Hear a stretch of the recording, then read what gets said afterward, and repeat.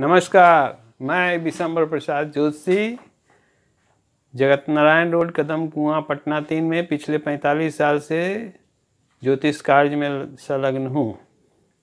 मैं आज एक नया योग जो ब्रह्मांड में बनने जा रहा है उसके बारे में बताने के लिए आज मैं उपस्थित हुआ हूँ। दिनांक 26 अगस्त 2021 को 11:30 बजे दिन में बुध सिंह राशि को छोड़ के कन्या राशि में प्रवेश करने जा रहे हैं। वहाँ पर यानी कन्या राशि में पहले से शुक्र नीच का संचार कर रहे हैं। शुक्र कन्या राशि में नीच का होते हैं और बुध के प्रवेश करने से शुक्र का नीचत्व दोष भंग होता है। शुक्र को महालक्ष्मी का स्वरूप माना गया है और बुध को हम लोग ज्योतिष शास्त्र में नारायण का दर्जा देते हैं। तो ये महालक्ष्मी नारायण योग बनने जा रहा है।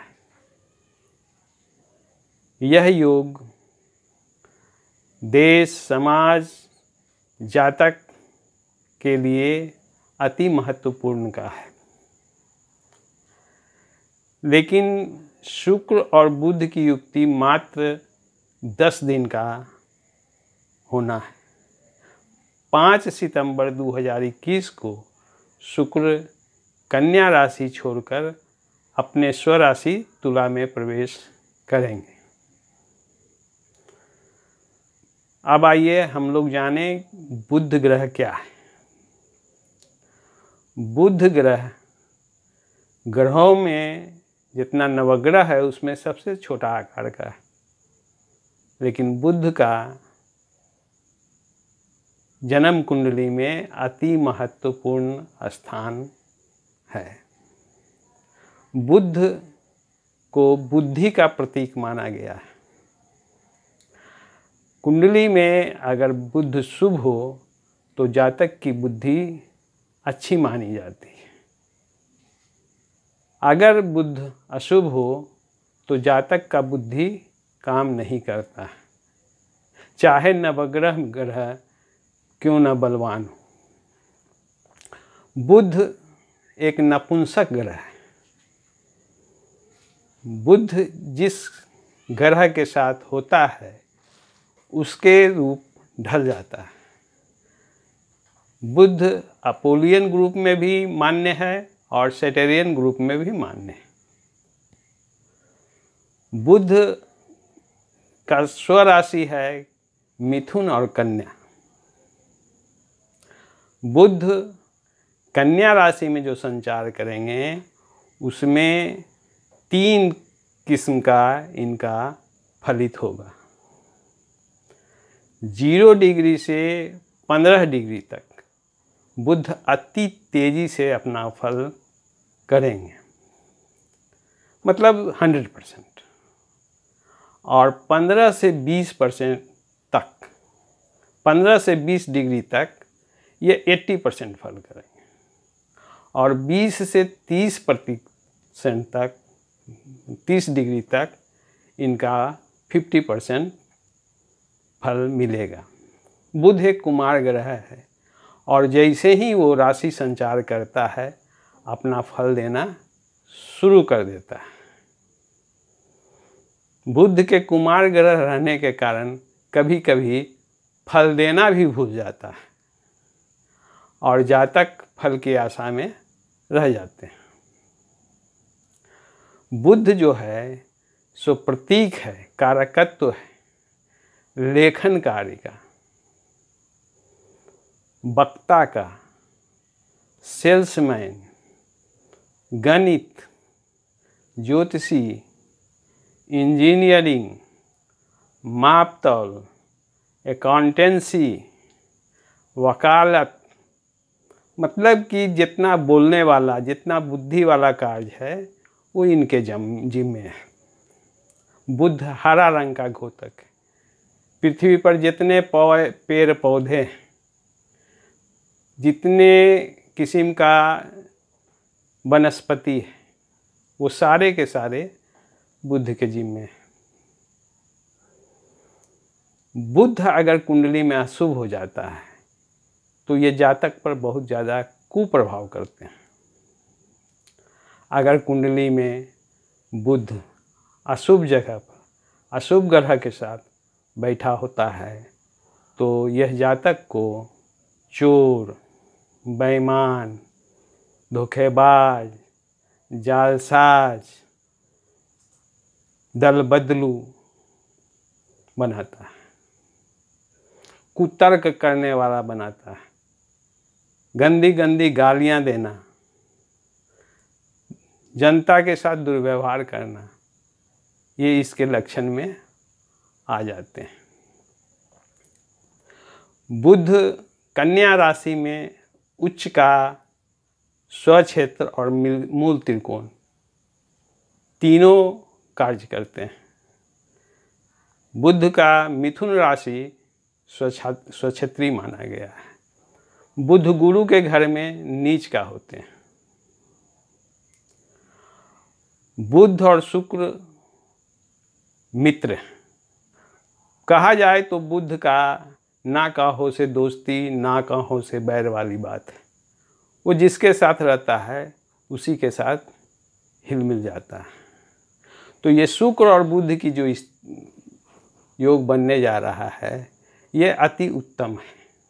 सुख का कारक है शुक्र, भव्य भवन, उम्दा वाहन, वस्त्राभूषण, सांसारिक सुखों का कारक है। तो बुध और शुक्र की युक्ति ये सुफलदायक होगा। अब आइए हम लोग विचार करते हैं कि बुध का जो संचार कन्या में होने जा रहा है वो किन किन राशियों के लिए शुभता का घोतक है।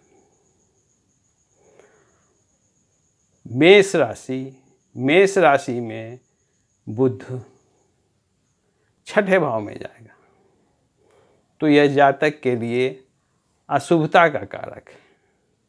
जातक को चर्म रोग, नर्वस ब्रेकडाउन, मानसिक असंतुलन आदि का घोतक है। तो मेष राशि के लिए यह अशुभ फलदायक होगा। वृषभ राशि में बुध द्वितीय और पंचम का स्वामी होके पंचम भाव में रहेगा। यह वृष राशि वालों के लिए अति उत्तम फलदायी होगा।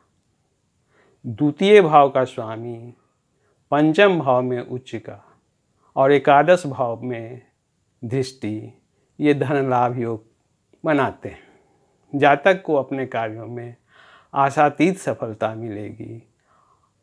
खास करके विद्यार्थी लोग को प्रतिस्पर्धा वगैरह में पूर्ण सफलता दिलाएगा। नौकरी खोजने वाले को नौकरी देगा। यह वृष राशि वाले के लिए उत्तम फलदायक होगा। व्यवसायियों के लिए ब्लॉक मनी, जिसका रुपया जहाँ तहाँ फंसा हुआ है वो मिलेगा, उसको धन लाभ का अवसर देगा। मिथुन राशि वाले के लिए यह योग चौथे भाव में बनता है। शुक्र और बुध की युक्ति चौथे भाव में जमीन जायदाद के लिए उत्तम फलदायी होगा। परिवार में मांगलिक कार्य देगा, परिवार में नव निर्माण वगैरह कराएगा, जमीन जायदाद की खरीदारी होगी, नौकरी पेशा ढूंढने वाले को नौकरी मिलेगी। तो ये फल मिथुन वाला का। कर्क राशि वाले के लिए बुध अशुभता का घोतक होगा। तीसरे भाव में बुध सहयोगी, सहोदर, पड़ोसी और फ्रेंड सर्किल से तनाव पैदा करेगा, झंझट दिलाएगा, अनावश्यक वाद विवाद होंगे, न्यायालय संबंधी कार्य में धन का व्यय होगा। कर्क राशि वालों को, सिंह राशि वाले के लिए यह अति उत्तम योग बनने जा रहा है। सिंह राशि वाले के द्वितीय भाव में बुध और शुक्र की युक्ति होगी, तो ये धन लाभ देगा, पारिवारिक में मंगलिक कार्य देगा, दाम्पत्य जीवन में मधुरता लाएगा, संतान से खुशी मिलेगी। कन्या राशि वाले के लिए यह युक्ति लग्न में होने जा रहा है, तो उसका सामाजिक स्तर बढ़ेगा, सोशल स्टेटस इंक्रीज करेगा, कार्यों में सफलता देगा, नए नए संपर्क से लाभ देगा, एजेंसी संबंधी कार्य से सफलता देगी। तुला लग्न और राशि वालों के लिए यह युक्ति द्वादश भाव में बनता है। तुला राशि वाले के लिए यह युक्ति परेशानी और समस्या देगा। यात्रा में दुर्घटना होगी, पेट संबंधी विकार देगा, नर्वस सिस्टम में दिक्कत करेगा, अत्यधिक बाचल बना देगा, अनाप शनाप बोलने लगेगा और व्यर्थ की यात्रा में पैसे बर्बाद करेगा। वृश्चिक लग्न वाले के लिए या वृश्चिक राशि वाले के लिए यह योग एकादश भाव में बनता है, तो उसके लिए ये अति लाभदायक होगा। स्त्री पक्ष से लाभ कराएगा, नानी दादी वगैरह का वसीयत मिलेगा, ब्लॉक रकम प्राप्त होगा, स्वास्थ्य उम्दा रहेगा।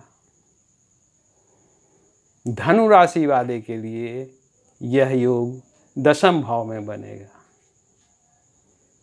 भद्र योग दशम केंद्र में उसके कार्य क्षमता को अत्यधिक विकसित करेगा, सामाजिक प्रतिष्ठा को बढ़ाएगा, लेखन कार्य से, वकालत कार्य से नेता लोग को यह सफलता देगा। साथ ही साथ शिक्षकगण को प्रोन्नति दिलाएगा। तो यह योग धनु वालों के लिए अति उत्तम होगा।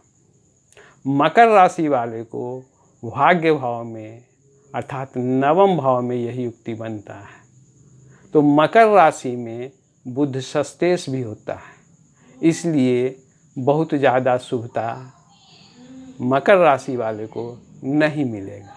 फिर भी दैविक कार्य में दिलचस्पी लेगा, ईश्वरीय आराधना अध्यात्म की ओर झुकाव रखेगा